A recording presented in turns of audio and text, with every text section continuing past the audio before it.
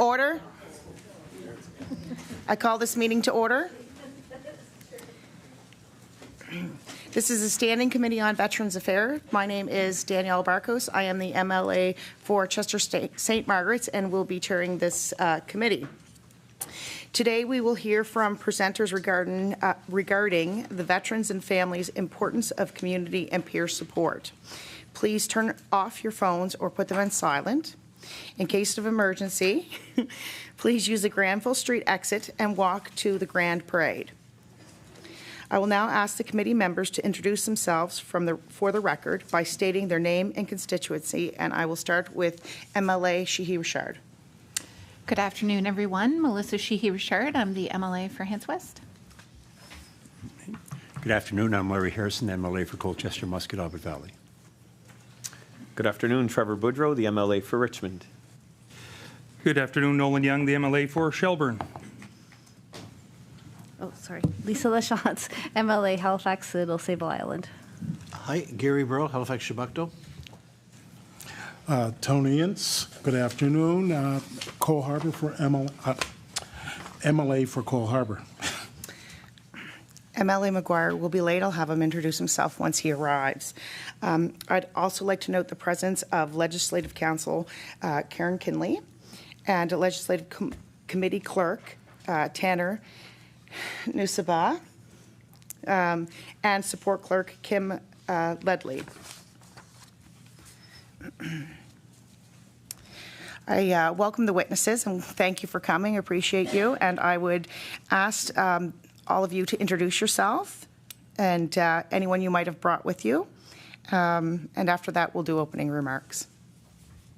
So we can start with Jessica Miller.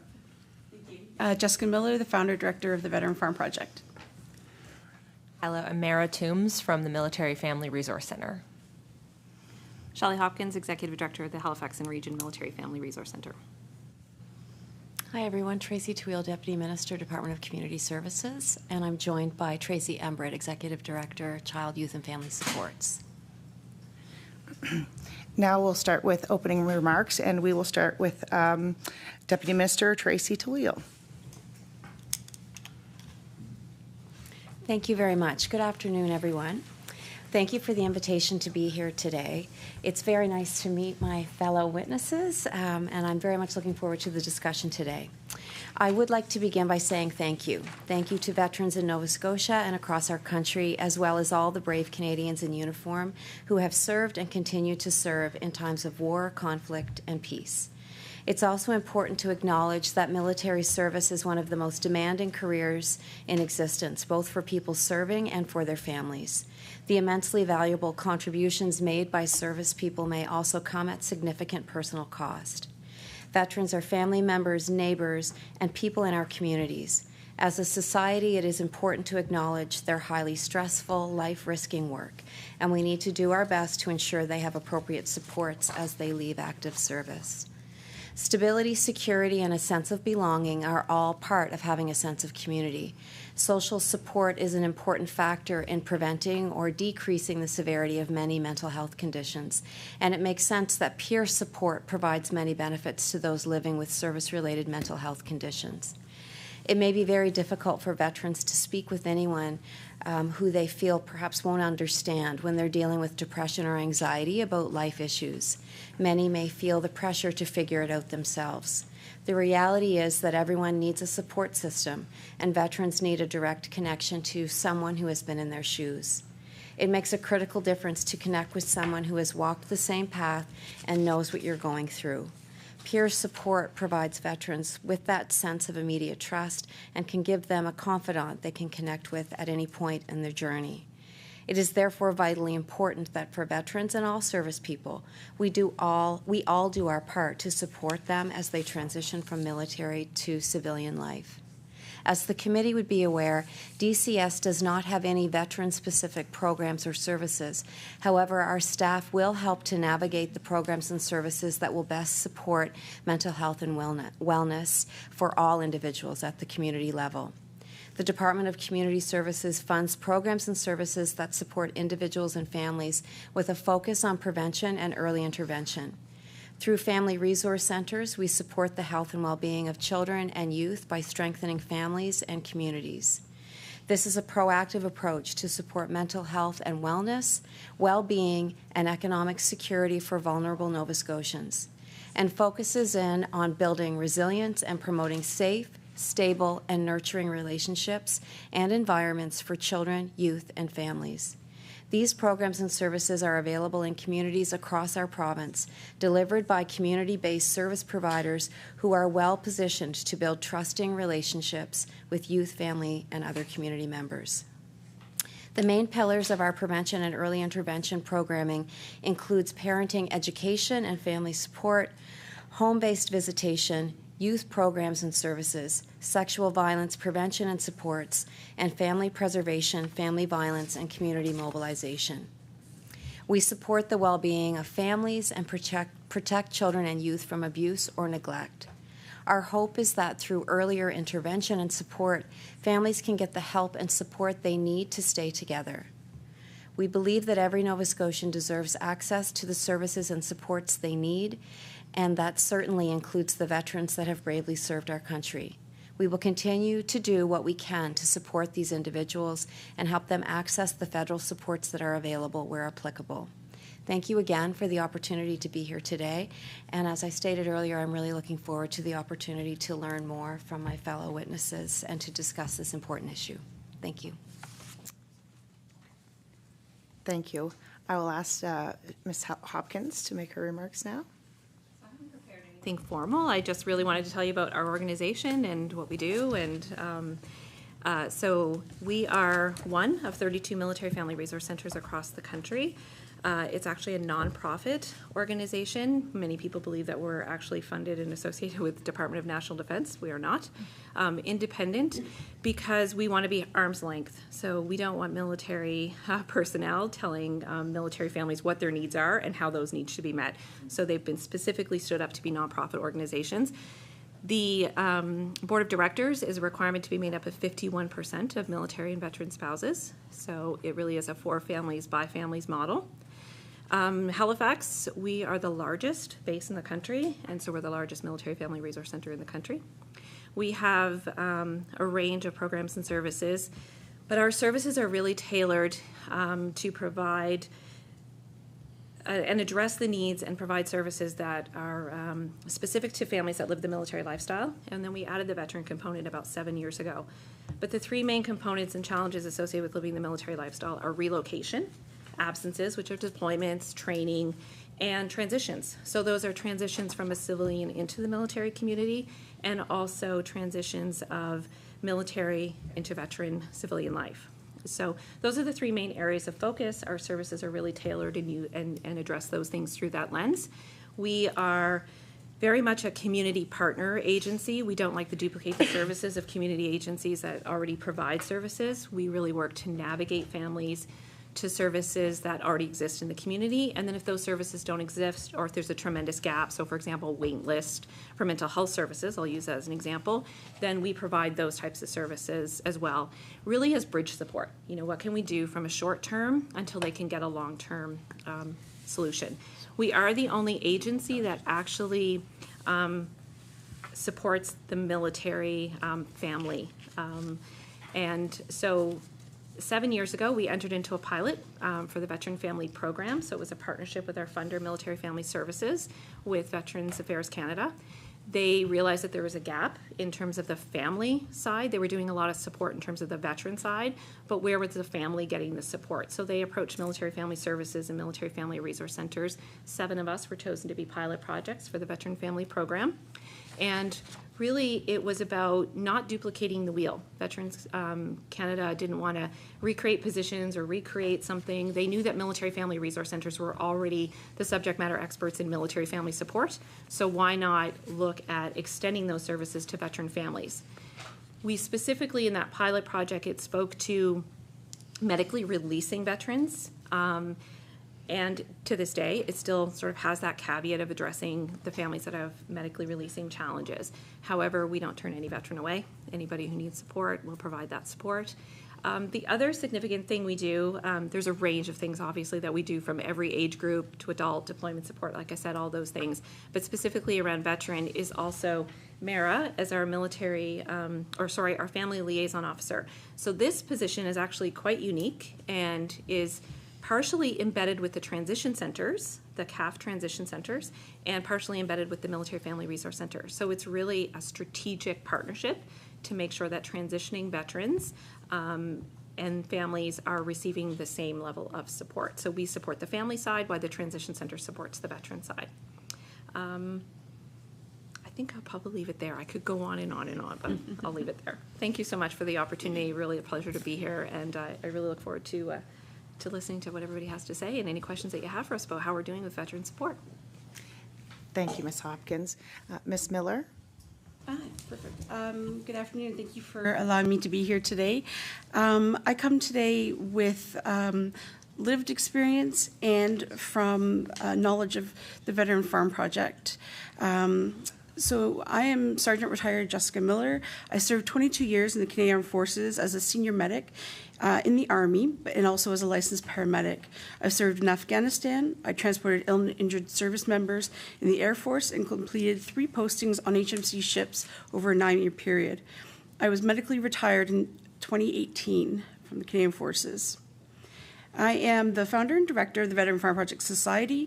Our organization focuses on healing, discovery, and recovery. I started the Farm Project from a need to be with other service women. I was not able to participate in groups with men.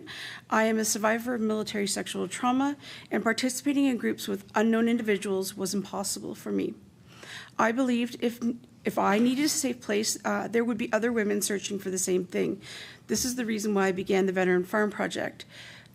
Today, our achievements are too many to list, so please check out our social media and website for all that information. But what I would like to bring today for topics of discussion from both my research, lived experience, and from anecdotal information received through participants in the Veteran Farm Project is what is peer support, the importance of peer support in the veteran community, how the Veteran Farm Project is providing peer support, barriers to accessing peer support, including gender groups, stigmas, OSIS, and access to coursing. I've also come up with a few ideas that can help to eliminate some barriers to accessing peer support for a veteran. So first, I'd like to discuss what is peer support. Many have different definitions of this, but as defined by the Veterans and Community, a UK-based peer support center, peer support may be defined as the help and support given to veterans through shared experience and/or experience of a mental health illness related to their military service. It may be social, emotional, or practical support, but most importantly, the support is mutually offered and reciprocal, allowing the peers to benefit from the support whether they are giving or receiving of it. Why is that important? A peer support program or organization with trained peer supporters can be helpful in supporting veterans outside of that formal clinical environment. Serving the Canadian Forces is a unique cultural experience unlike any other institution. Having access to peer support can help bring successful transition to your civilian life. As discussed in the article, Using Peer Support Groups to Enhance Community Integration, peer support groups provide a unique tool for helping veterans working through the military to civilian transition to achieve a higher level of social support and community integration. Social support is possibly the key factor underlying successful community integration, defined as the real or perceived ability of social resources. Lower levels of social support are associated with increased risks of mortality, alcoholism, obesity, and decreased exercise. How we at the Veteran Farm Project are helping to support other veterans with peer support. We understand and acknowledge the significance of being together with others who have a shared experience. Finding a place where you can become a member of a tribe, just as in service, is important for overall well-being for a veteran and their family. At the Veteran Farm Project, we have volunteers with peer support training as well as lived experience in all services, combat deployments, and survivors of military sexual trauma. The Veteran Farm Project has committed to maintaining the core values of peer support through social support, experiential knowledge, trust, confidentiality, and ease of access. Unfortunately, we do have many barriers to accessing peer support. A key one would be the gender makeup of groups. Understanding that a makeup of a group is increasingly important to the success of a program. The Veteran Farm Project has recognized the significance of providing a space for women to come together in a safe environment. Many of these volunteers and participants are survivors of military sexual trauma. Understanding that a mixed gender group can cause stress and anxiety for some is important to understand. Allowing there to be days for women gives women that security and safety they may not have outside of their tribe. Unfortunately, there are stigmas and OSIS. They go together.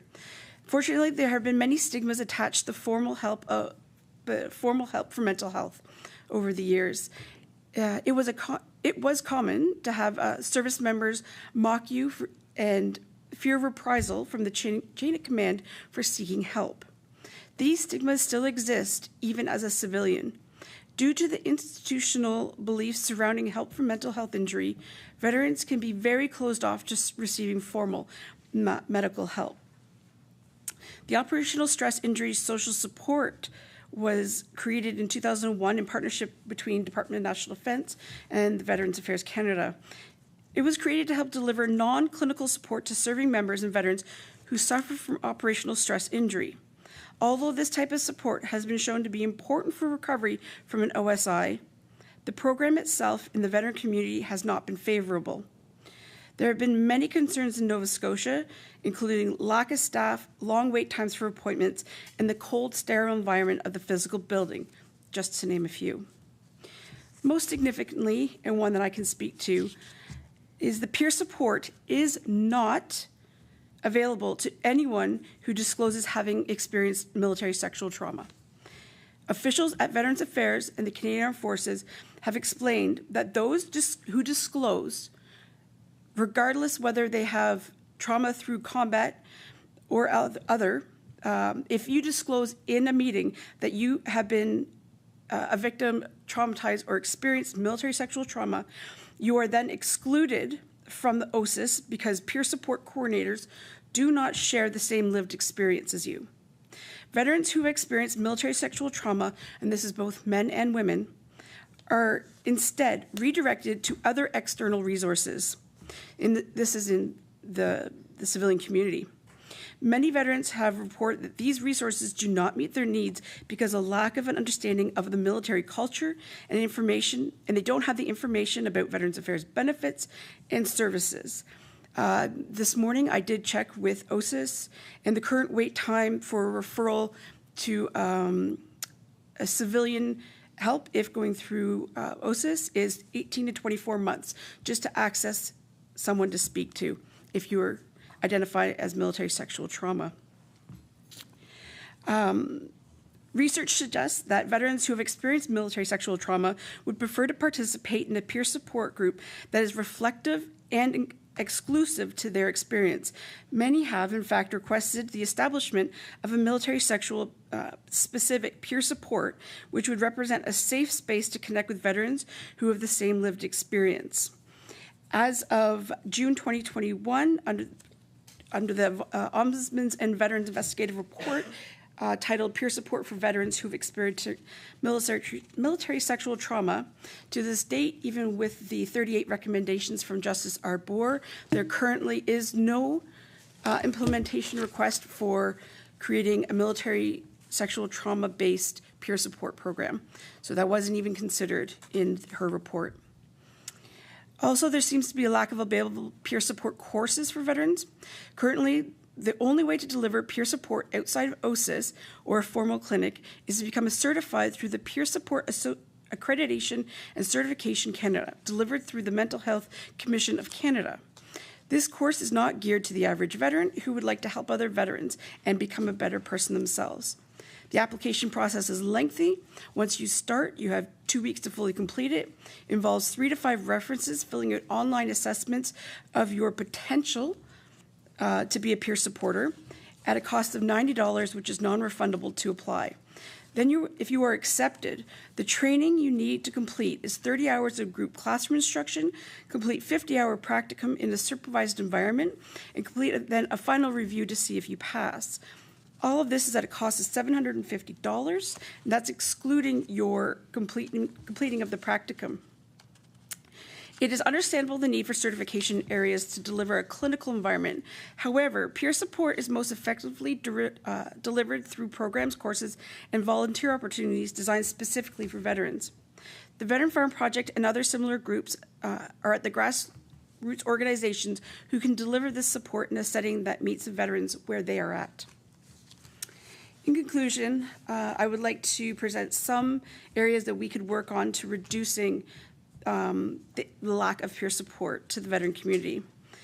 Reducing barriers to access peer support is one of the ways to help military to civilian transition.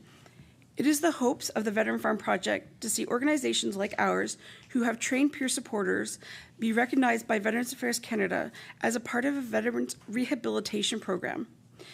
This recognition would allow veterans participating in a program, workshop, or a volunteer day to submit a travel claim for that day. This could go a long way to reducing the financial burden that can occur with traveling outside their local community. This is no different than the veteran traveling to any other medical appointment that is outside their geographical area.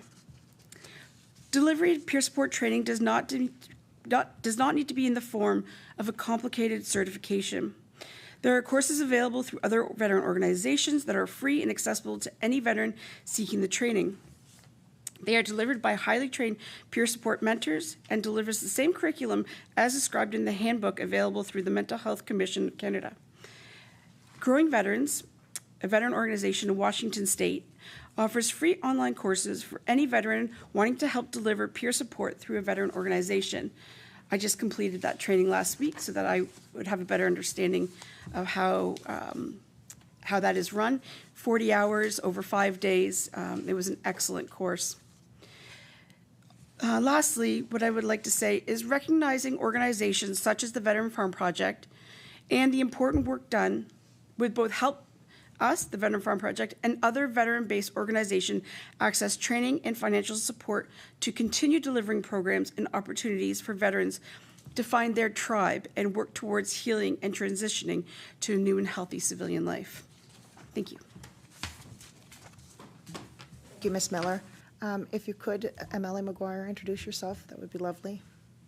Good afternoon, everyone. Brendan McGuire, Halifax Atlantic. Good to see you all. Thank you. Before I open the floor for questions, I'd like to remind everyone to wait until their name has been called in order to cue LTV to turn on your microphones. I'd also ask that committee members stay on topic. And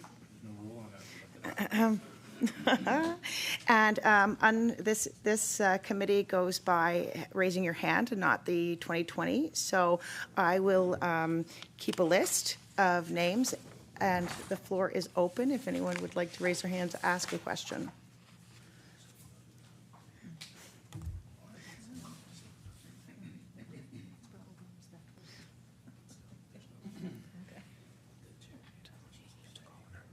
Yeah, I was just writing down all the names first. MLA Sheehy-Richard.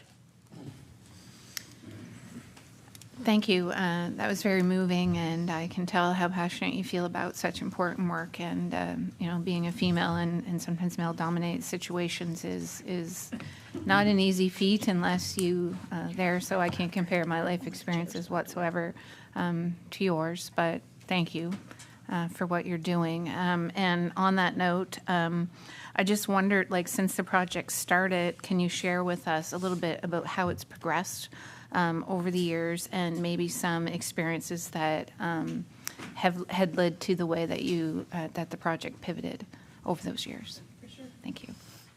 Ms. Miller. Thank you. Thank you for your kind words.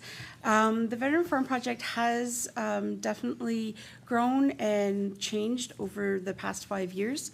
Originally, we started as a farm for people to be able to experience nature and to grow vegetables and help deal with the food insecurity that is in the veteran community.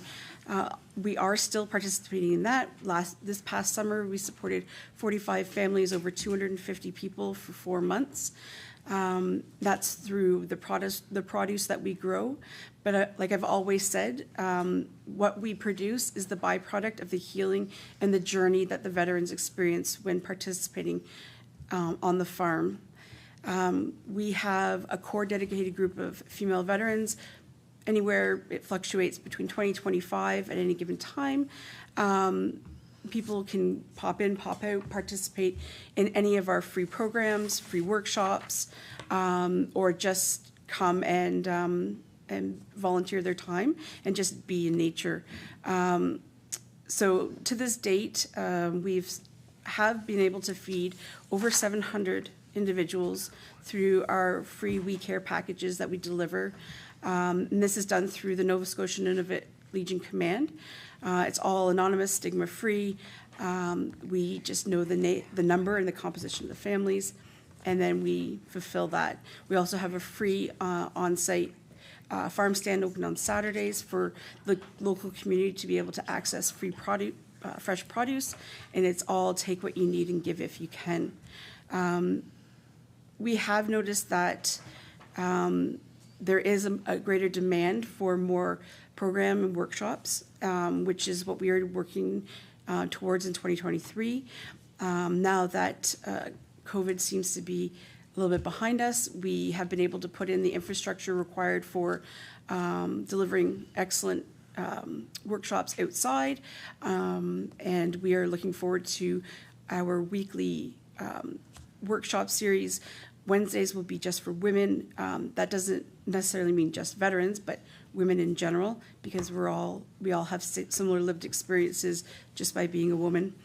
We also have Sundays we're open to the general community to come participate in a workshop, and that's families or couples, whomever wants to come. And then on Saturdays we are open for families to come explore the farm and just run around on the 26 acres that we have.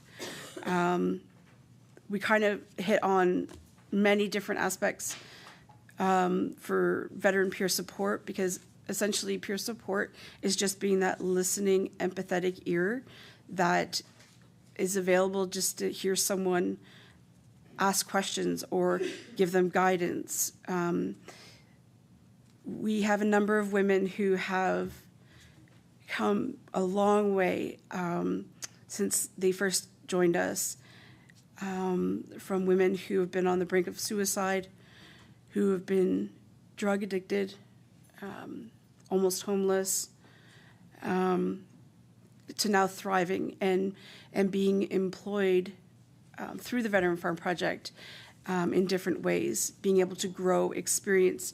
We pride ourselves in saying, just use the farm to do whatever it is that you think you want to do in a safe, enriching environment. And it's just amazing to watch the women blossom as they get to just, there's no mistakes. It's just a do again type situation. And it's very important that we recognize that peer support isn't done through a clinic. It isn't done through a doctor's office. Peer support needs to be delivered in a way that you don't know that it's being delivered. It needs to be delivered in a way that people are getting help by finding a new tribe and being able to ask questions and gain resources, but not knowing that that's what is happening. And I think that's the core of my feeling, the core of what's important about peer support is that trust and empathetic ear that you can build through being with other like-minded individuals. My apologies. I neglected to mention that we do allow for follow-up questions if it pertains to the original question. MLA Sheehy Richard, do you have a follow-up question? Well, maybe. If it follows up to this. I did just sub in for the committee, so I haven't had a chance. I'm not typically a member here, but I'm just curious. So how long has this, when you first started, have you, built up from that beginning? Or do you have some people there, I guess, from the very beginning that are still there with you? Ms. Miller? Thank you. Yes, absolutely we do.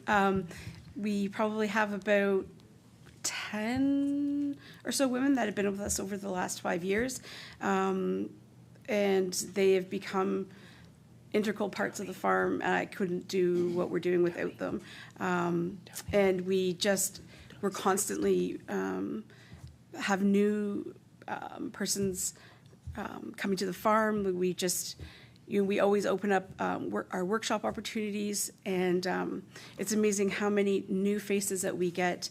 A lot of times we have people who are retired or medically released from the forces, get posted back to Nova Scotia, or get posted into Nova Scotia, find out about our program, and then are just blown away by the fact that there is a place for them to come and just be. So we do. We have everyone from beginning, and we have new people every time we open the doors. Thank you. MLA Inns?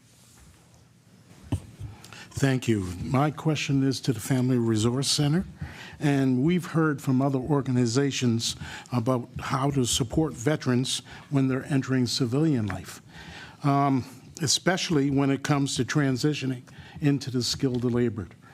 My question is, what do you see from your organization's perspective are the biggest challenges when transitioning into the workforce, and how can we better support through peers or community? So Ms. Hopkins or Ms. Toombs, whomever would like to, or both of you. So coming from my role where I've been working at the Military Family Resource Center and at the Canadian Armed Forces Transition Center as a liaison between those two organizations, what I'm seeing is that the transition centers are standing up in a new way. Like they previously were only serving ill and injured members in their transition, but now they're expanding to serve all members transitioning out, and I think that that's gonna do a lot for that on the side of the sort of formal managing people's transition in a way where they're aware of what supports exist, or they're aware of organizations like Helmets to Hard Hats that are doing excellent work, that if people know about that early, it makes a big difference. Or people knowing before their transition what options they have in terms of education. You know, there's planning people need to do a couple years before they're ready to leave if they can, and we want people to know about it. So I think the CAF is taking that seriously, and that's happening from what I see on inside of the situation. But then once people are out, let's say they didn't access those supports, or if they were unwell and it was really impossible for them to even think about planning, and exiting the forces was a much more painful process, then we end up with families who are kind of getting access to information too late, and they're often in real disarray. So I think really often there are supports that exist that people don't know about, and it's almost really a navigation problem. That's what we see. Like, we don't know. So I work in a navigation role a lot of the times as a social worker, and then a person will, go off on their journey, and I'll find out later about something that would have been perfect. And I almost wish there was like an 811 that was just for all of the veteran programs that exist, because there needs to be people whose expertise is really specifically in managing the array of excellent but disparate resources that exist. And that could be a peer navigator kind of training that could be about people who become, peer experts in understanding what is out there. Ms. Hopkins, would you like to add on to that? Yes. Okay. Thank you. Yes, I would. I would just like to add, highlight the point that Mara was making about, it is about systems management. What we find is actually there is so many different agencies, and people just don't know that they exist. And they're operating in pockets. So that's one of the things at the Military Family Resource Center we try to do, is we have really strong partnerships and get familiar and do community mapping where we know what's out there, so that, one, we're not duplicating those services, but that, as Mayor said, we can really navigate people to the appropriate systems. But I would say one of the biggest challenges is there's lots there. People just don't know that it's there. And there's such niche markets for different things. And so moving forward, some type of a centralized system would be extremely helpful, like whether it's an 811, but just an overarching body that really connects, whether it's the Veteran Farm Project, the Military Family Resource Center, and the things that we do that are specific versus, there are well over 100 different types of veteran support agencies of a variety of different kinds. But there's no centralized, model to really have a collective impact. Thank you, Ms. Hopkins. MLA Ince? No? Okay. MLA Lachance? Thank you. And that was a great start to some of my questions, which are a bit around that navigation and how the systems work together. So, I'm wondering if both either Ms. Hopkins or Ms. Toombs and Ms. Miller could talk a bit about, do you have, through your programs, any interaction at this point with provincial services? Like, do you get, and by that I mean like Government of Nova Scotia services, in or out, and if so, how does that work, and with what part of government do you connect with?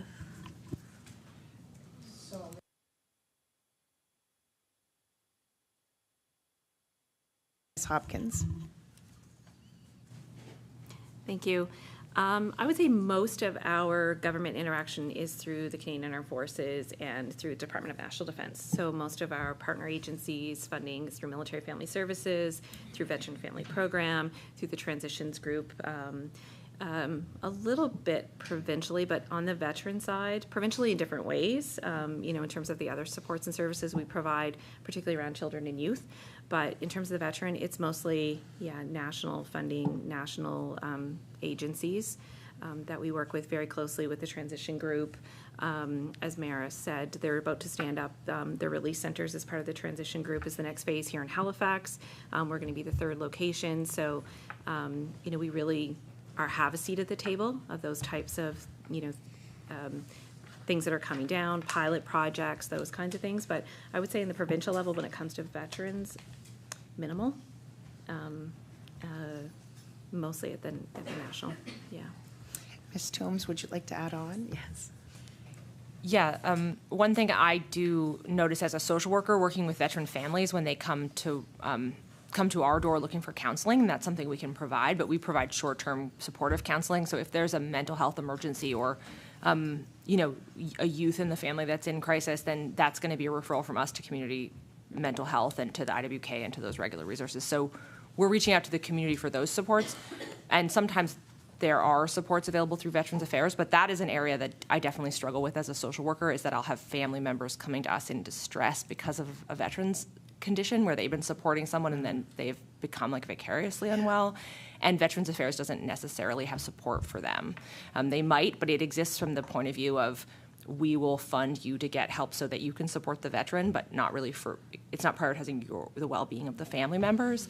And I think that's very short-sighted. I think we really ask families to serve, not just the members. And so the fact that there isn't a guarantee of support, like for example, if there's marital breakdown, then the veteran can say, I don't want them on my insurance anymore.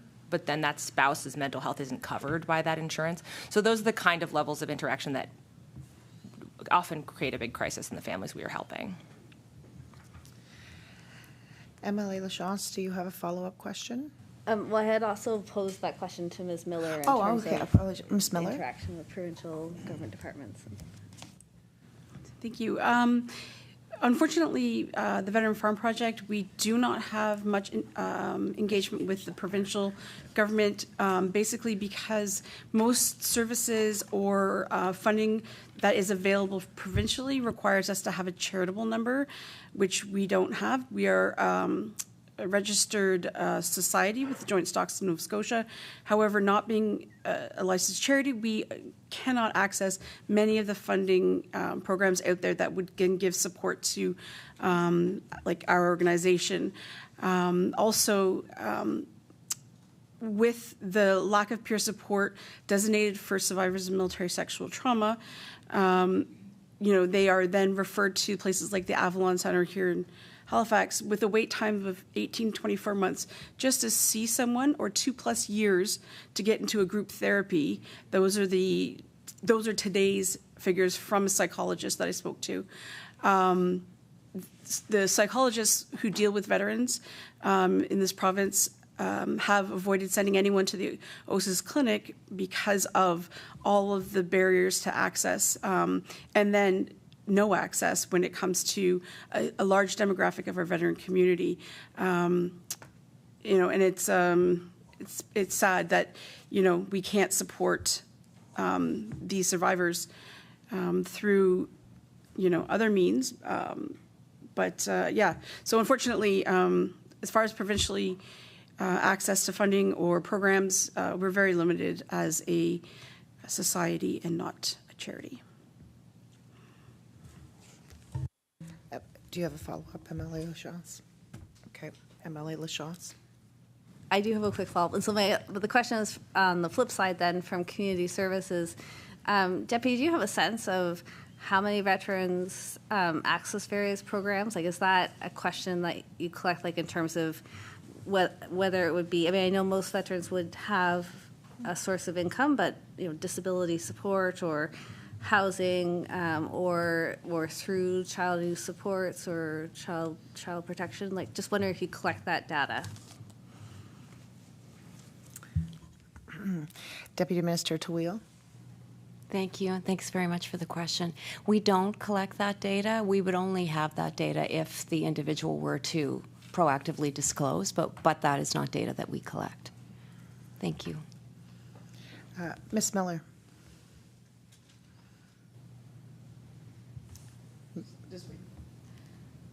Ms. Miller? Ms. Miller, there you go. Thank you. The one point I wanted to add is that not all veterans do have an income. First I've said ever. If you were released prior to 10 years in the Canadian Forces, you don't have a pension, you get return of contributions. You may receive, if you have a disability, you may receive funding from Veterans Affairs, but it's not guaranteed. So not all veterans that are out there do have a source of income. And that's part of the issue with some veterans who aren't able to become or be employed outside of the forces, then find themselves in a downward spiral of lack of resources, funding, and then they just become in problematic situations. So I just wanted to point out that not all veterans do have a source of income. Thank you, Ms. Miller. MLA Harrison. Thank you, Madam Chair. The question would be for Ms. Miller and also Ms. Hopkins. I certainly want to thank you, number one, for the passion that you put into this. I mean, and there's a lot of resources there, no question. Can you talk about the ways in which those resources can be accessed? Because I don't know whether people just automatically know that all that's available or not. If not, can you share some ways and resources that will allow them to have that information? Let's start with Ms. Hopkins. Thank you. Come to the Military Family Resource Center, where one of our number one priorities is navigation of resources. We make it our business to know what's available in the community, again, that community asset mapping. And so one of the primary ways is come through us. And we also struggle with people not understanding what the Military Family Resource Center does, that we actually serve the veteran population. Yeah, I would say, and again, where is that centralized system? I think that's the weakness, is that there isn't one place where somebody can go and know. But I think one of the gaps that we're trying to fill is that lack of centralization of understanding what all of the services are. So we have a veteran family navigator, and that's her primary responsibility, is making sure she understands what services are available in the community, how they can access, who's eligible for those services. The other big part of the work that we do, again, when I spoke earlier, but we don't duplicate services, is we do partner. So we won't duplicate and recreate. There's a finite number of resources in the nonprofit sector, as everybody knows. So you have to use those and allocate those resources appropriately. So it's really important for us to partner with agencies. And I'll actually use Jessica's agency as an example.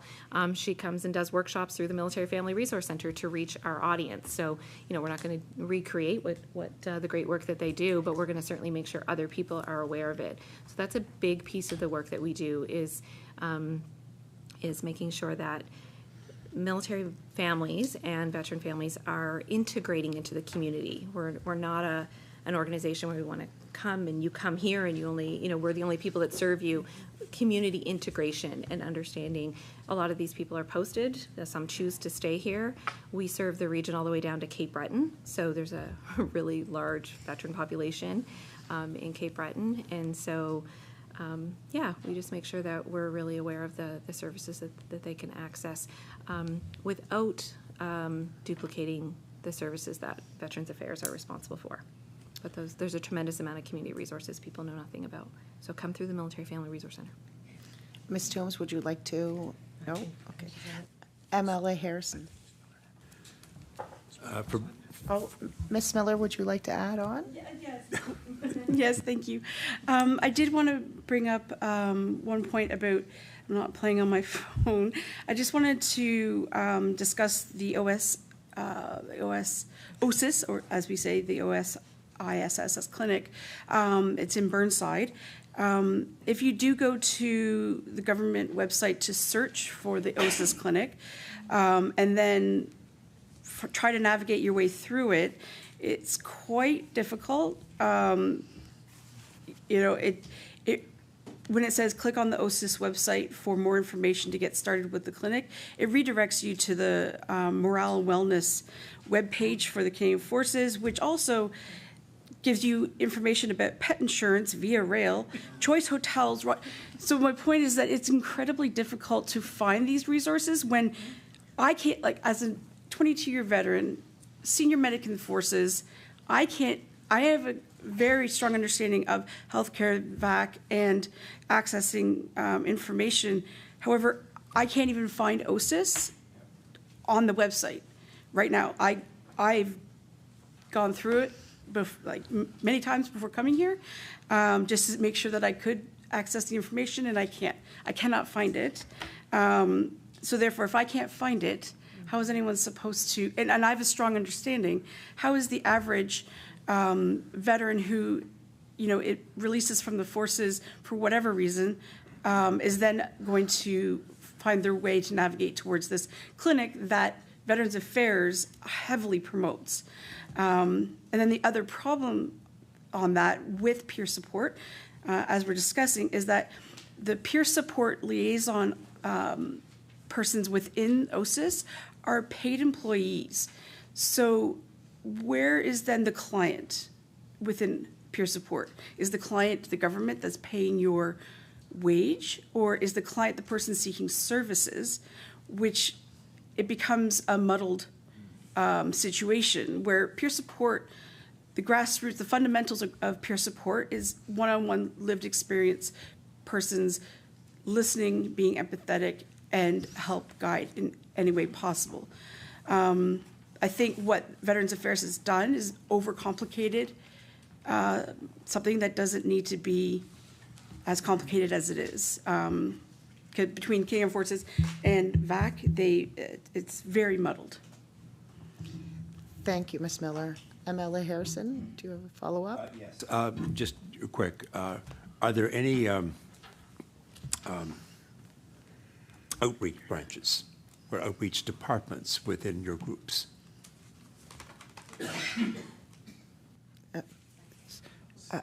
Ms. Hopkins?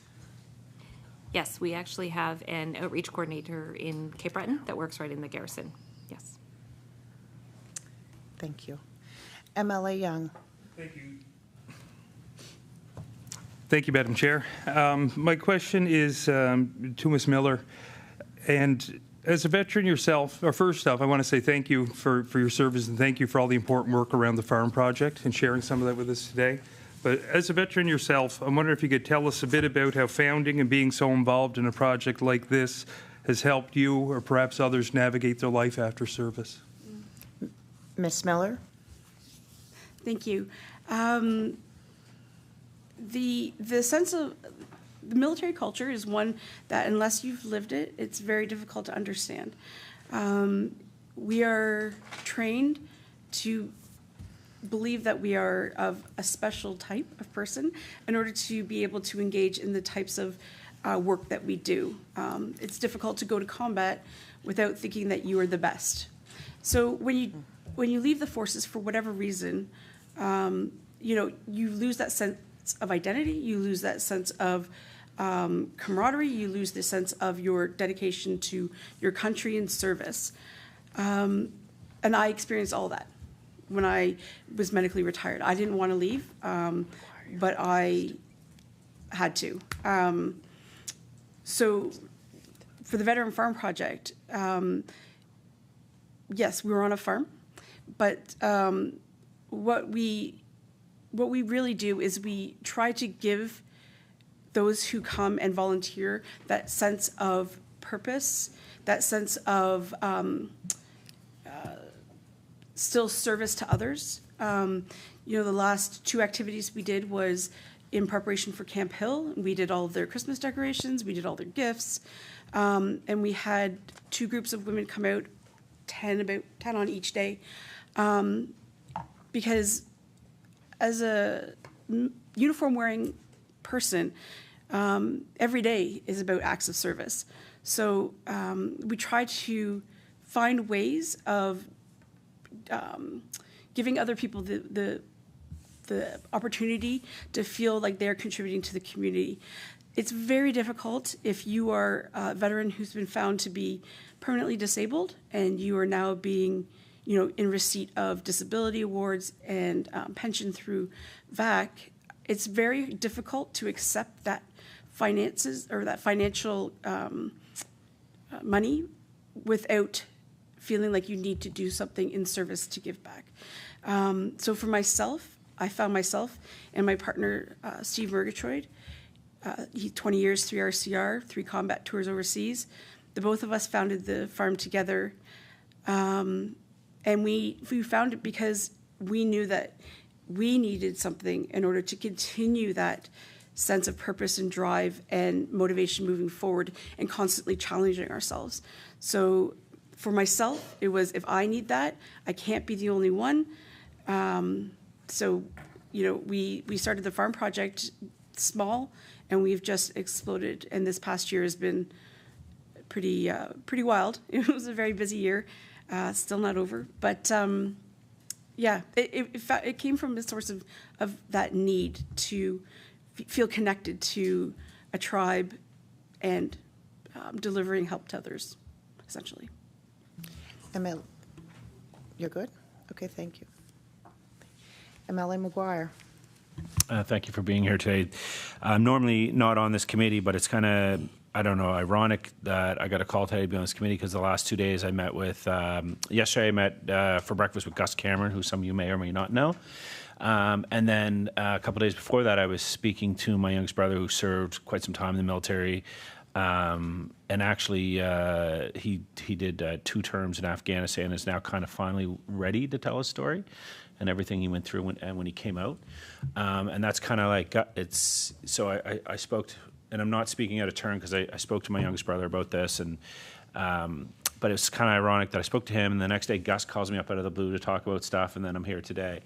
But I'll just use my brother as an example. I had a very difficult time, and I'm glad you said tribes because I didn't understand what you're saying at first when you were making those comments, when you made that comment. But then I tried to put it into my own personal experience with Michael. So he for us, he's living in Ontario, so it was kind of hard to go through some of the stuff he was going through. I had a pretty rough transition from military life in Afghanistan to here. And he was trying to, find his tribe. And a lot of times those tribes don't take you in the right direction, like the people that you're, he at one point, and again, I'm not talking out of turn, was doing underground fighting, which I thought only existed in the movies. You know what I mean? But that was a way for him to get whatever was inside of him out. And so Michael, like a lot of military veterans, ended up homeless. And of course we had to go up and help and do what we could. And a lot of individuals that serve in the military are too proud to reach out for one reason or another. Now he's doing fine now. He's gotten his life together, and I always say he found the right woman, and then he fell in love and went from there, and having understanding people around him, right? But we do know, my conversation. I was describing this with Gus yesterday, and Gus said to me, you would be surprised, he said, the amount of military veterans that are living homeless or living rough, that are barely getting by. So my question to both of you, both sides, I guess, because we have the government here and then we have the resource centers and the farm. I'll start with Deputy Taweel. Do we know, we know that there's close to 600 people now living homeless in HRM, for example. Do you know how many people and those individuals are military veterans? Do you know how many military veterans are living homeless across Nova Scotia? And for this beautiful group of people here, a lot of times accessing your resources and accessing your information is through technology, and we know that not everybody has that. So what would be your recommendation? Like, I know, again, I'll use Michael as an example. Like, for us, it was like pulling teeth. Like, we had to fly up there, we had to go up there, we had to really help them out. And not, you know, everybody has a support system where people can do that. So people that are living homeless, like, how do you get that information out to them that there is a place for you to go, there are resources for you to have, and, you know, you've done this incredible service for our country, but you've got to kind of let us do something for you now. So I'll start with Deputy Taweel and then kind of go there. Deputy Minister Taweel. Thank you very much for the question. So we have an estimate based on our current, the current by name list. The data that we have for HRM would suggest about 19 individuals on the overall list identify as being veterans, and province-wide in rural parts outside of HRM, about 6. And that includes, the question was... Okay, she. Oh, sorry. MLA McGuire, and I will add that this would be kind of your third question, so you probably will not get a follow-up because you asked one question from the deputy and one question from both the Family Resources and the Veterans Farm Project. Just so, MLA McGuire. Sorry, that was part of the first question, but I understand. Yeah. I do. So it's not just homeless, but it's living in poverty or living like rough, if you know what I mean by that, like just on the verge. Like, do we have those numbers? Sorry, Deputy Minister Taweel. The only numbers that I have are the ones that I provided. We wouldn't have any other data. Yeah, thank you. All right, who would like to answer MLA McGuire's second question? Okay, Ms. Toombs. I don't have a number particularly, but what I can just say anecdotally from what I'm seeing at the Military Family Resource Center, we have temporary accommodations for military families, and we get a tremendous amount of calls from veterans looking to stay in them because of housing insecurity and homelessness. It's one of the most common calls we get that doesn't fit what that accommodation is for. There are short-term accommodations that are more for example, veterans or currently serving military families who need to come to Halifax for a medical appointment, or who are visiting an ill or injured member and they need to stay for a week or 2 weeks, and they're, you know, like low cost short term. But we get calls for sure from housing navigators and domestic violence shelters, and Veterans Affairs sends people to us to say, like, oh, well, this is one place you could call for somewhere to stay. Because, you know, we talk about how there are so many resources, but I would say if there is a gap, there is a big gap in terms of emergency housing. And even if the numbers are small, they're changing all the time. Like, there might be 19 people that are experiencing it right now, but it's a different, you know, people experience crises all the time. So it's the hardest thing that we find that we can't meet, is that need. Ms. Hopkins or Ms. Miller, would either of you like to add on to Ms. Toombs? Ms. Hopkins? I won't cover what Mara covered, but to answer your question about the virtual and like accessibility, one of the things that we do have at the Military Family Resource Center is we have a 24-hour information line, which a live person answers that line 24 hours a day. Ms. Miller? Thank you. What I'd like to add is, as an organization that has, as we say, boots on the ground, I can let you know that we have our message go through all the legions within Nova Scotia. We have supported families all the way up to Cape Breton, all the way down to Digby. This year we were supposed to go to Yarmouth, but we didn't quite make it that far. We have legions who are in, because we were just outside Windsor, we have legions that contact us asking if we can support this family that has now moved into the area. All of the families that we support from World War II veterans to families with serving members and can't meet the bills. So we don't discriminate on who we support. If Legion Command or the OSIS Clinic or even the Military Family Resource Center knew of a family that was needing what we say is a boost to help them get through. We're not a food bank, but what we do is we supplement the fresh produce, the baked goods, or bread products, and pantry staples bi-weekly. So we're able to get our message out, not just through social media or website, but we do like the Military Family Resource Center and all through the Legion branches as well.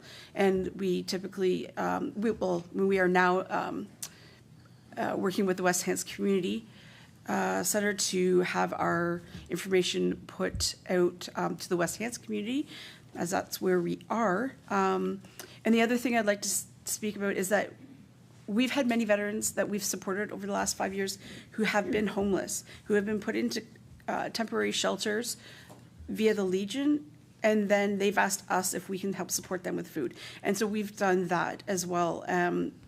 I know of a few, probably 5 over the last 5 years that have been homeless veterans and working towards a healthier life through the Legion. So there's many out there that are living in poverty or at a poverty line, not just necessarily homeless. We could support more families if we had more funding. Thanks. MLANs. Thank you. For Ms. Miller, understanding the unique relationship between all the partners, federal, provincial, and so on, I'm trying to word this properly, but let me ask, what supports to additionally help your program or supports that you could use that the province could provide, if any?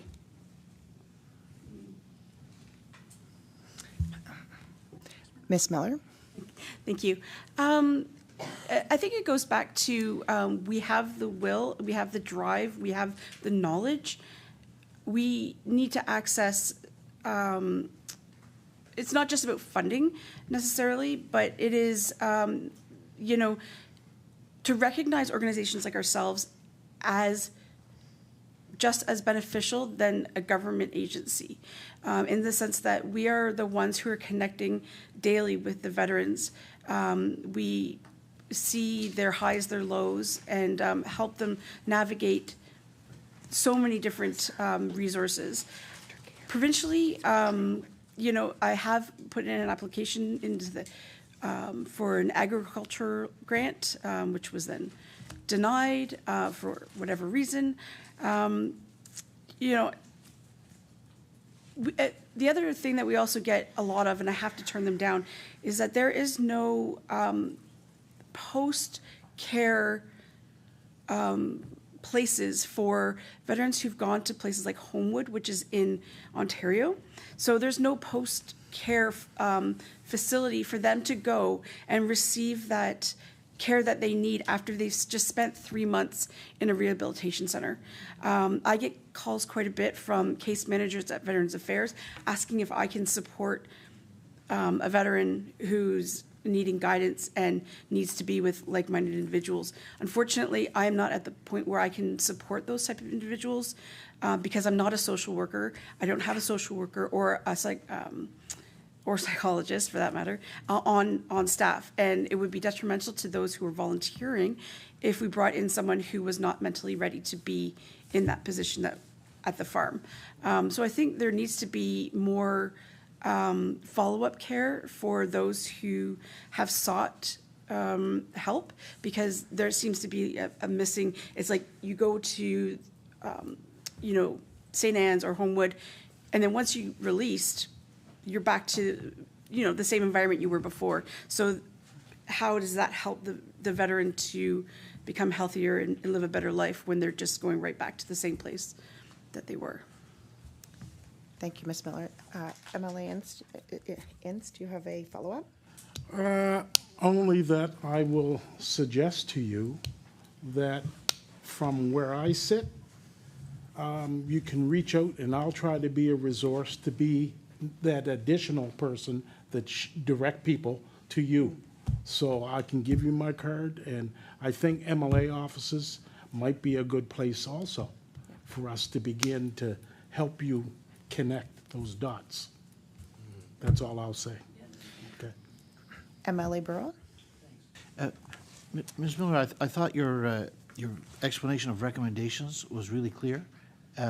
You were saying about the need to eliminate financial barriers of access to peer support and then eliminate barriers to make it so complicated to get to be part of the program. Would it be helpful if this committee were to write Veterans Affairs with making those recommendations as well?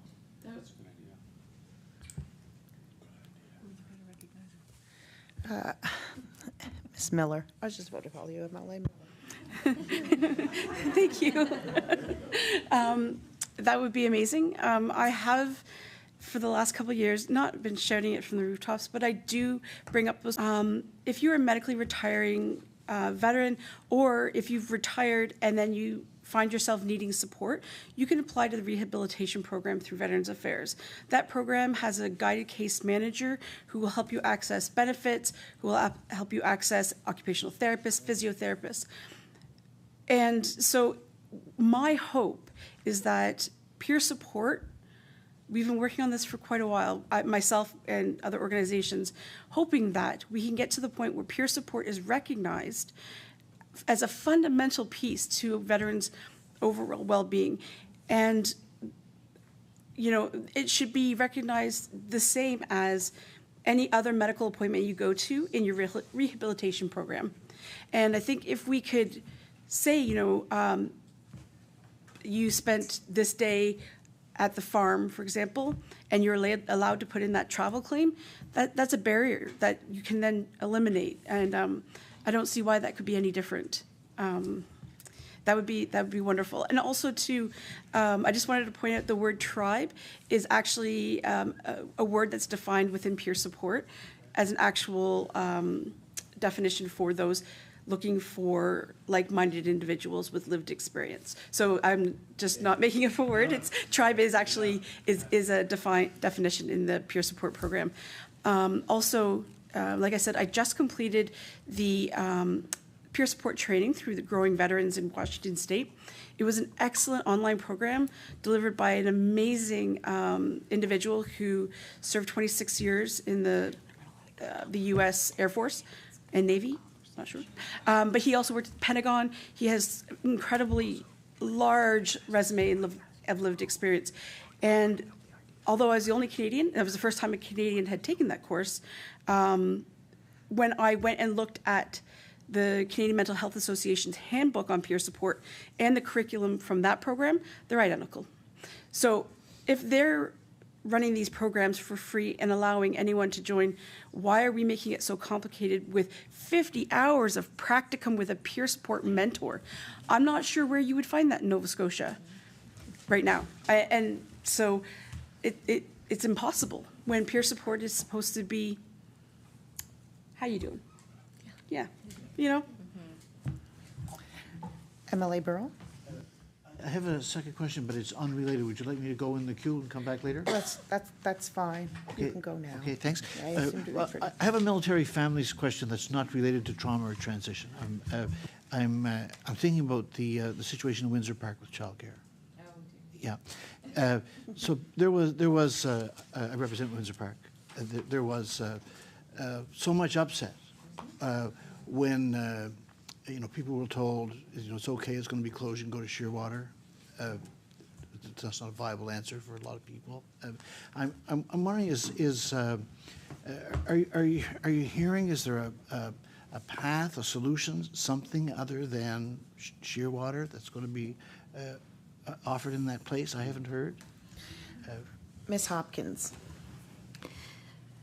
Thank you for the question. It's a very loaded question, as you can well imagine, closing a childcare facility. And Shearwater was one option. So we have two locations, unfortunately, and I believe they could probably speak to the issue as well. There is an EC shortage in the province. I don't think that's anything that anybody's not aware of. So we operate two licensed childcare centers. Interestingly enough, we're not mandated to actually provide that service under our umbrella of military family services, and the core services we provide. Childcare is in addition to that. But the shortage was the driver of, the ability to operate too. So Shearwater was an option, but we had also done the research in the local community and provided that research to all families. Actually, one of our military family navigators worked with families. We had done the research on all the spaces that were available in the community, in really the radius of the Halifax area, on the peninsula. Even if families were in the Sackville area and wanted to explore some options there, we had a military family navigator who worked directly with each and every family. We provided them with what we felt was a really substantial, significant notice period. And also made sure, because we're a military family resource center, we didn't just close the doors of our childcare facility. Yeah, we wanted to really make sure that these military families were supported in their transition to secure alternate care, and we weren't going to close our doors until that happened. So Shearwater was one of a range of options that were provided. There was a fair amount of childcare options in the community that were immediately available, depending on age, of course. But we took all those things into consideration, the impact that it would have on military families. But there was certainly access in the community. And as I spoke about earlier, we're not in the business of duplicating services that already exist. So we hope that actually military families are accessing childcare all across the province. We actually serve because the military population here is around 10,000. So even if we serve 50%, we're only serving less than 1% in our childcare centers of CAF members in HRM. So we are actually extending those services, and our military family navigators will be doing some licensed childcare outreach to be able to educate licensed childcare centers. We do some school outreach, so we're going to adapt that model to actually reach out to military or to licensed childcare facilities in the province and do some education and some advocacy around what it is to live the military lifestyle and the unique impact that has on children and the effects of deployment on children and those kinds of things. So we actually felt that, sure, we were providing some childcare services directly, but there's an opportunity for us to do a greater education, including maybe getting into some of the ECE institutions and creating some workshops and some courses around military lifestyle. Because if you're an ECE graduating from this province, chances are you're going to work with a military family at some point. And so we really want to get at the systems where we can make the most difference, as opposed to just providing the service, especially at a time when there's such a shortage of ECEs, that it wasn't a problem that was going to be solved quickly. Thank you, Ms. Hopkins. I will add that questioning will end at 3:40. We were waiting to see, I was waiting to see how the conversation went before I put the stop on. So, MLA Boudreau. Thank you, Madam Chair, and thank you to the witnesses again for some great information that we're learning here. And I'm going to ask this question maybe to Ms. Hopkins, Ms. Toombs, and Ms. Miller. Maybe if you all want to kind of chime in. But you've all played the roles or some kind of role with supports of military families over the last little while. Have you seen any trends or changes in terms of best practices, or what has worked best for supporting families, and maybe some of the changes that have taken place over the course of your time in your role? Ms. Hopkins. Yes, absolutely. So the Military Family Resource Center in Halifax has been operational for about 35 years. So there's certainly been some trends and some challenges and some changes over the years.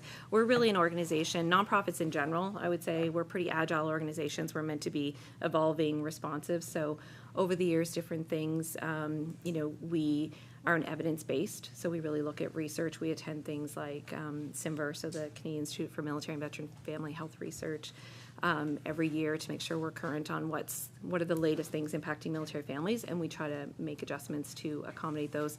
So employment, relocation affects employment. Every time a member moves, it affects their the spouse's employment. So one of the trends that we saw around that is, initially, when that was first started up in the late 90s, we had an employment coordinator. We really noticed that spouses were really looking for jobs as a secondary income, like how to just augment, right? Like we move all the time, so we're just going to augment. And the trend that we're actually seeing now is there's a lot of professionals that are spouses, and they want their careers to transition with them.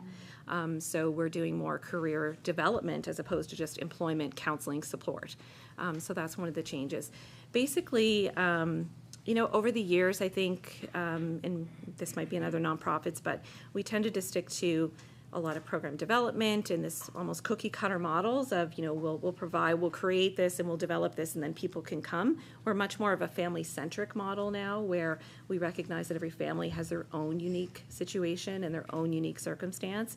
And so we've really adjusted to the navigator model. We have 7 navigators now,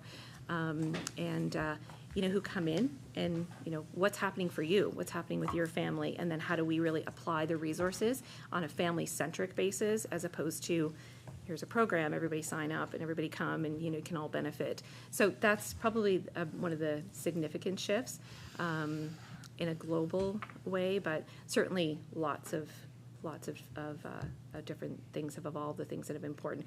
In Halifax, the most consistent thing is this is a highly operational, deployable base here in Halifax. A lot of deployment. We are unique in that we serve all 3 elements of the Canadian Armed Forces. So you have the Royal Canadian Navy, and then you have the Air Force. We serve 12 Wing, and then also 5th Division. So we serve a segment of the Army. So one of the most consistent things, deployments have looked different. Probably one of the most evolving trends has been the virtual. The capacity to have virtual and communications on ships looked very different than it did 25 years ago, when you were a delayed phone call with your spouse, on the line, and you had to stand in line and, get your 5 minutes, maybe in an entire deployment. Now you have Wi-Fi on ships, right? So even how we communicate and the partnerships we have with the command teams looks a little bit different than it did years ago, where we were the main conduit of communication, and now you can text somebody on ships. So lots and lots of changes, yeah, but all progressive. Ms. Toombs, would you like to add on before I ask Ms. Miller? Yeah, thank you. What I see, and I haven't been working in this field for as long as my counterpart, and certainly haven't seen as many trends pass through, but even in the short term that I've been with the Military Family Resource Center and the Transition Center, the emphasis on resilience has really been a big change. And I think what I'm seeing here from my colleagues and what I see in the military families that we work with in this sort of family-centered way and trauma-informed way is that rather than just trying to keep people operational or keep people kind of, really with that, instead of just trying to keep the family ready to move or deploy or deal with a crisis, really trying to build resilience so that that family can be healthy across the lifespan of that military career and after. And I think that the research is going in that direction, and I think that hopefully also policies within the Canadian Armed Forces are going to go in that direction. But I think we need to be thinking about that from the sort of family-centered perspective. Like, it's not just a veteran perhaps that's in crisis, it's also like a family system that's in crisis, and what are the supports we need to put around that family so that that can be healthy and strong. And I think thinking in that kind of a long-term way about investing in family resilience and strength is more and more where the research is going, and it's more and more where our programming is going. Thank you. Ms. Miller, would you like to add on? Yes, thank you. For myself, I think the trend that is now evolving is what is a veteran? Everyone has this idea of a veteran being someone who's at maybe Camp Hill or in a wheelchair, someone you see at Remembrance Day ceremonies. What we try to do at the Veteran Farm Project is introduce the community to what a veteran is nowadays. Myself, 22 plus years in the forces, I'm combat veteran in Afghanistan. I'm a veteran. And you wouldn't believe how many surprised faces you get when I introduce myself as the veteran and not the spouse of a veteran. It can be kind of jarring for some people, and that's why we're trying to get the point across that veterans look very different now than they did maybe 10, 15 years ago. And the other point to that is women were allowed to integrate into the Canadian Armed Forces in 1989 in all aspects. We are just now seeing in the last 10 years the essentially cohort of women who are retiring from the forces who have been through combat. That didn't exist before. We didn't deploy on operations in a combat zone and effectively engage. Now we have all these women who are veterans and without the support services to help them. Men have been veterans since the days of wars began. And the services have been basically geared towards recovery of the man and the family. As far as supporting women, we are a long ways off from reaching those goals of meeting women and female veterans where they're at, and that's a completely different needs aspect for women than men. As a woman veteran, when you leave the forces, there's an expectation that you're now home. So you take over, the family life, the housework, all of that stuff still plays a part, but you are still maybe a veteran who's suffering with PTSD, where traditionally it has been a man suffering with PTSD and been allowed to get away with certain things because of that. I don't want this to sound gender-based, but I am coming from a place of lived experience. And my lived experience is knowing that there's virtually nothing in Nova Scotia to support female and female veterans or the LGBTQ plus community. We have partnered with the only other female-driven organization in Canada, which is in Ottawa, which is War Women's Healing Garden. We are doing, this year coming, we're doing a virtual art therapy program for those here in Nova Scotia through virtual art therapists. And it's difficult when you're only two organizations trying to support women. We need to have more understanding of that cohort of veterans, in my opinion. Thank you, Ms. Miller. Mr. MLA Boudreau, do you have a follow-up? No follow-up question, but thank you for that. That was very, very insightful in terms of kind of that perspective, Ms. Miller. And I don't come from a military background. I don't have a family that was in the military, but I was able to. I was exposed. I lived in Petawawa. I moved to Petawawa for 2 years as my wife and I are both health professionals. Moved to the area, and it was probably one of the most eye-opening experiences in my life for something that I was. It was a different culture, a different perspective, and I do believe kind of that it was shock. I think I was kind of one of those people that was taken away when I meet someone in my office who was the same age as me and was coming in from a tour in Afghanistan, and I would say it's very important for our communities to kind of, I don't want to say get exposed, but to understand there's a lot of kind of exposure that needs to happen so that more of us get to understand what's going on. So I don't have a question, but if you have a comment, Mr. Miller. Yeah. Ms. Miller? Thank you. The follow-up I just wanted to add was that's one of our pillars of our goals is to engage the community. So we're heavily engaged with our local community in West Hants and basically any community that wants to come and participate. We work with the West Hants Educational Center. We have given a home, 2 acres on the farm, to the 106 Air Cadets because veterans are people. The community are people, and the more that we integrate together seamlessly without, dividing us with a title, injured veteran, PTSD, whatever it might be, the more that you become part of that community that you didn't know anything about before. When you join at 18 and leave when you're 40, it's a different world out there, and engaging with the community is so important to feel like you belong where you are now. Thank you, Ms. Miller. MLA Sheehy Richard. Thank you. I have to say that when I came in on the last minute and not really fully engaged in the briefing note, and I apologize for not realizing I'm your MLA, and we've met, and in fact, I grew up 6 houses down at the bottom of Wentworth Road and up on the hill where the house is missing. So we need to chat offline a little bit about some of this stuff. But I do remember when I visited there during the campaign and seeing the work that was being done at that point. So my question, I guess, is what do you envision, if possibilities are endless? Like, what do you envision that the future of the firm and what you're doing might look like? Ms. Miller. Thank you. Wow. Don't offer the world, because I will shoot for the stars.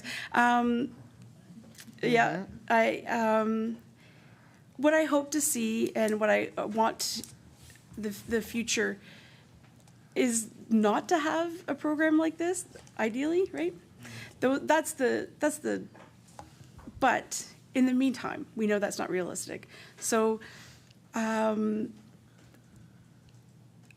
being recognized, we are recognized through Veterans Affairs. I would just like to add, are in receipt of the Veterans Affairs Family Wellbeing Fund. We were just one of 3 organizations in Nova Scotia receiving it last year. However, that funding is for operational costs only. As far as running programs and finding qualified people to teach or guide people in a workshop, that takes time and effort. I do have an executive manager at the farm, and she's amazing, but she only has so much time in the day. I only have so much time in the day. Access to funding to employ someone who could help be a liaison between different provincial organizations, federally, locally in the community, would be amazing. I would love to employ a female veteran to do such a task because I can't keep up.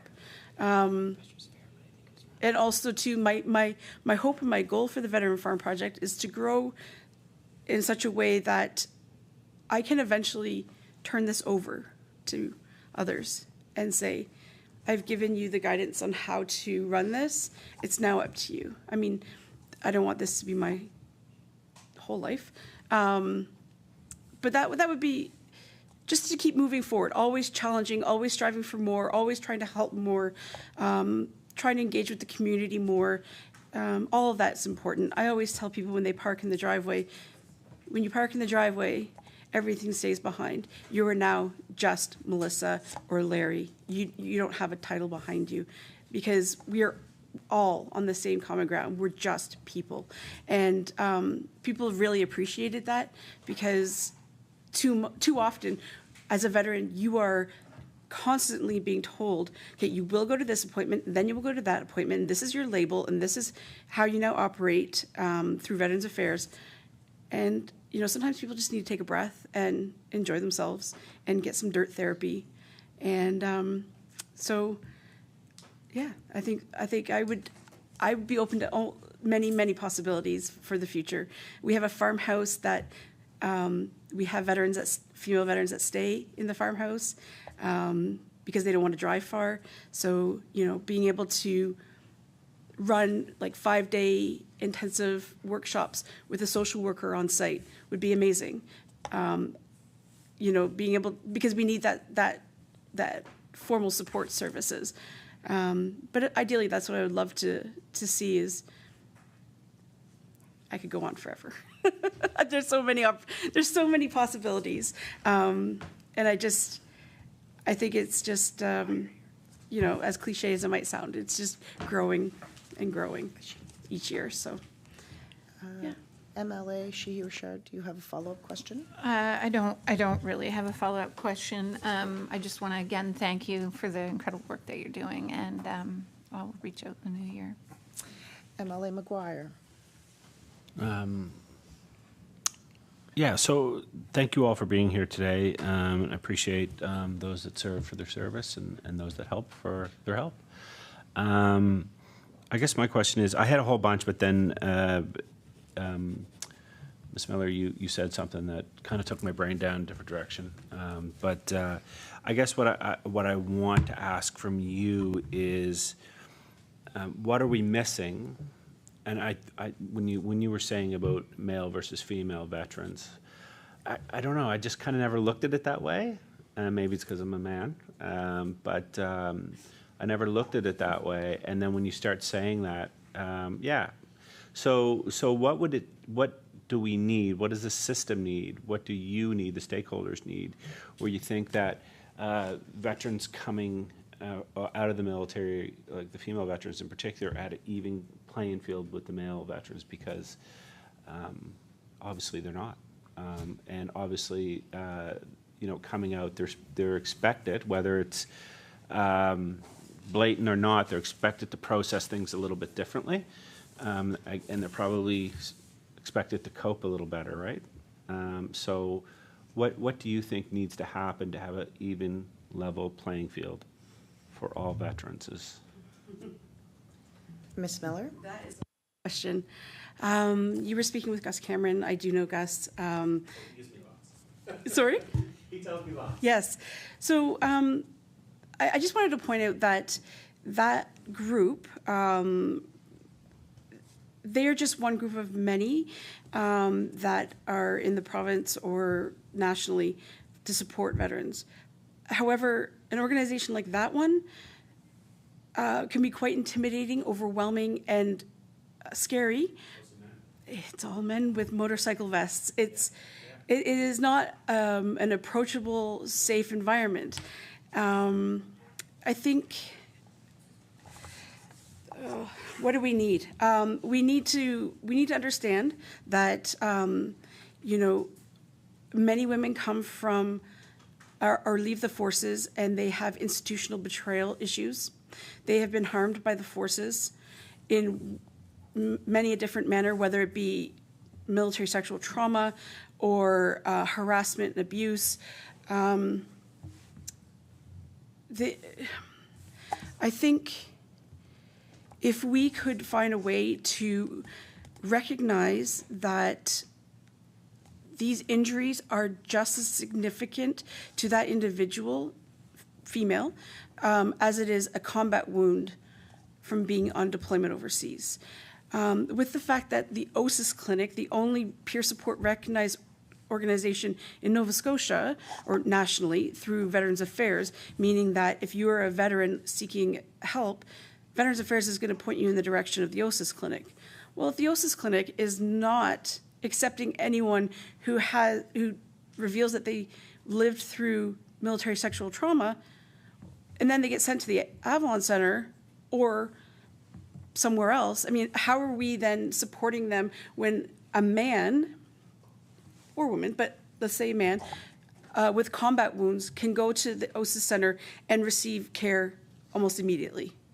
And it's about recognizing that those institutional betrayals, those traumas that are inflicted, and I'm going to say mainly on women, and in the LGBT plus community, are just as significant as trauma from a deployment, combat, and that. And I think once we recognize that women do have different lived experiences from the forces, we can then begin to create programs and plans in order to support women. Because, like I said, you can't go anywhere. I've engaged with the Soldier On, for example. I've engaged with Soldier On and asking them the question about why can't we have just a female Soldier On program. Because Soldier On is a national program. It hosts activities through the community. The response I got from Soldier On was that it wasn't fair to the men. That was the response I had. And so I asked them if I wanted to do my 3-part growing series, which I'm doing with the MFRC, and only wanted it to be women, opened up to women, to make it a safe environment for women to ask questions and feel comfortable, that was a no. The no was because we can't discriminate against men. So I think realizing that there are differences and there are different needs for men and women, both separately and together, then we can start to find the healing process. But until then, women are fighting an uphill battle every day to be recognized for their traumas and experience. And it was disheartening to see the Justice Arbour's report and not recognizing peer support, as what we're supposed to be discussing today, as peer support as a way of helping survivors of military sexual trauma. It would go a long way to have individuals with lived experience supporting others, other men or women. Yes, Emily McGuire. I have a follow-up, but I also have a comment for anyone in a position of leadership to say that it's not fair to the men. Should not be in that position of leadership. It doesn't matter what they're in. For someone to say that women that have, and people, the LGBTQI community that have experienced sexual trauma, and someone wants to set up a support system for them, and it's not fair to the men, I think it's time for them to vacate their position. And I understand, like, I'll tell you, I've had breakfast with Gus in that group, and it's intimidating for me to walk into that group, so I can understand that fully. Are you telling me that for women and for people that are part of the LGBTQI community, is there anything specifically set up for them for sexual trauma that they? Are you kidding me that there's nothing? I can guide you to. Okay, Ms. Miller? Sorry, I apologize.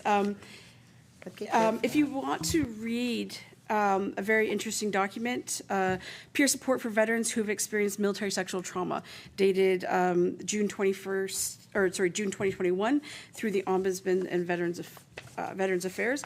This document here outlines the significance of military sexual trauma. It recognizes the harm that causes it, but in their conclusion, there is no conclusion that gives any sort of guidance or possible strategies to combat the situation. The conclusion just reads, members who face military sexual trauma just need to go to the civilian community. That's exactly what it says in here.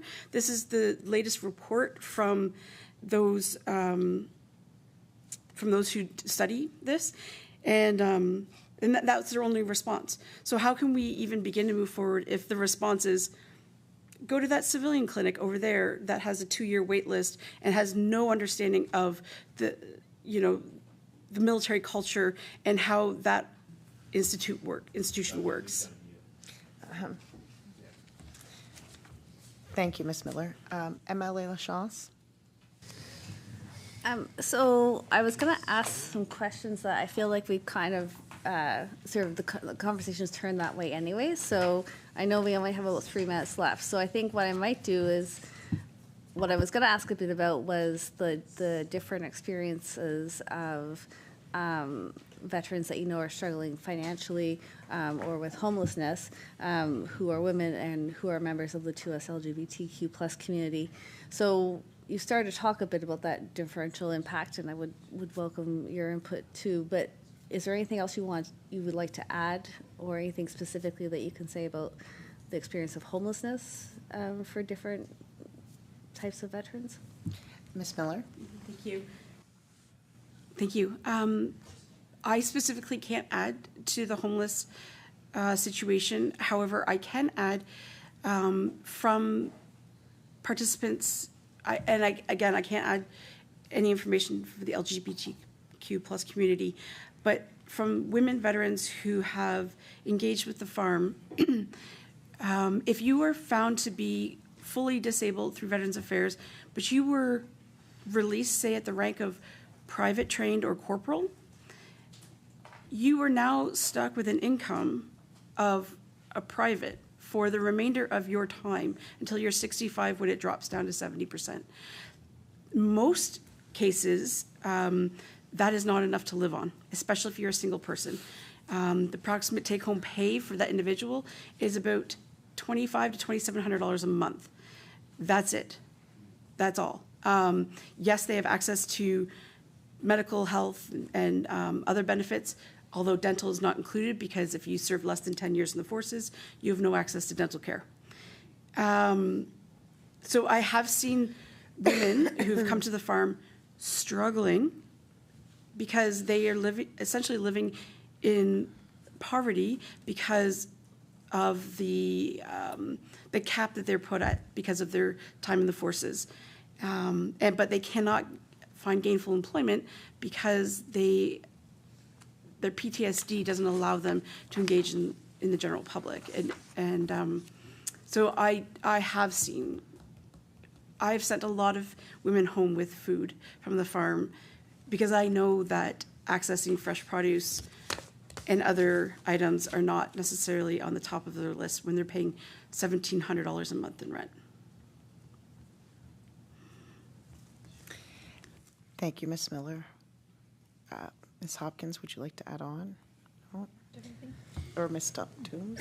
We have, It's very brief. couple 20 Yeah, couple seconds, 20 seconds. Yeah. I would say that this comes down to sort of the same thing that's being experienced in the province as a whole for a lot of low-income families. I just think it's very poignant for, definitely for women, veterans, which is that, often they're the ones who are accountable for supporting their families. And so there's an additional burden in terms of trying to create a situation for a family that is sustainable and safe. And I think, it's in the same conversation that's everywhere about low-income housing. Like that we just need low and medium-income housing, and having, some kind of stream of prioritizing female veterans or, veterans like LGBTQIA veterans would be extremely beneficial because we know they experience additional barriers.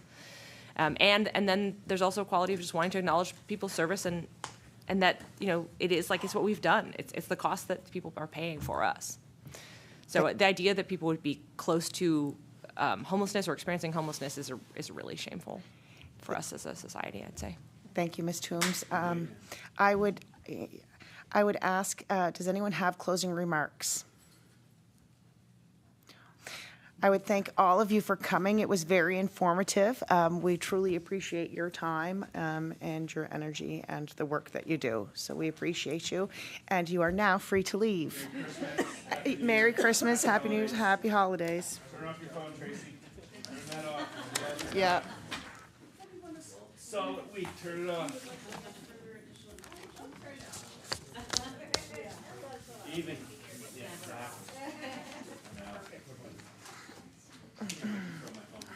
Order. No one's paying attention. Order.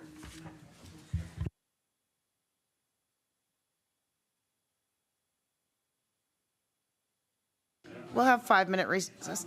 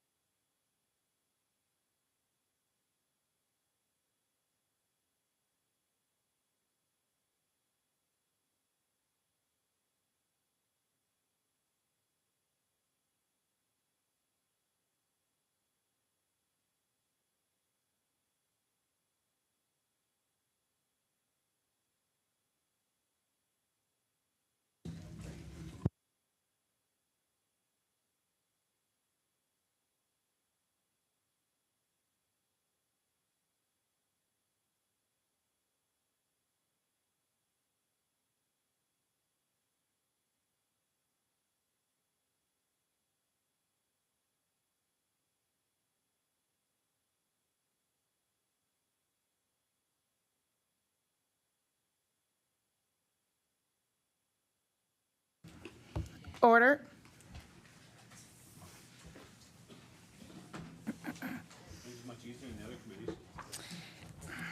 So is there any committee business? I recognize MLA Burrow.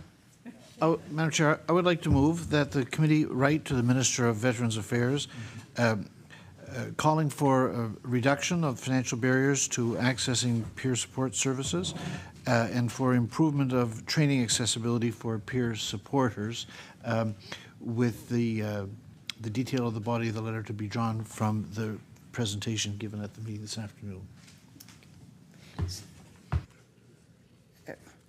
Sorry. Hold on a second. Is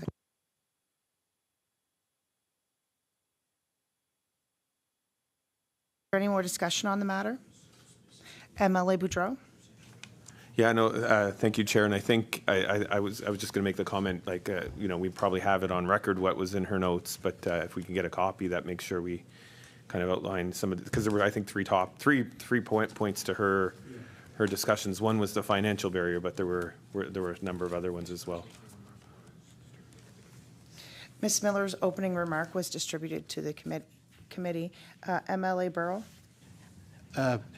The motion just concerns the first two of her three recommendations. It seems to me that there's a precision about the first two that wasn't really the case with the third. It was a more broad thing, and that the first two more lend themselves to a letter from the committee. Yeah. Okay, so I would, so there's no more discussion. I would ask for a vote. Those in favor? Okay, those against? Then that is passed. Great. Okay, so there is no other committee businesses, but the next meeting will be held January 17th, 2023, and the topic is last post fund. All right, so the committee is adjourned.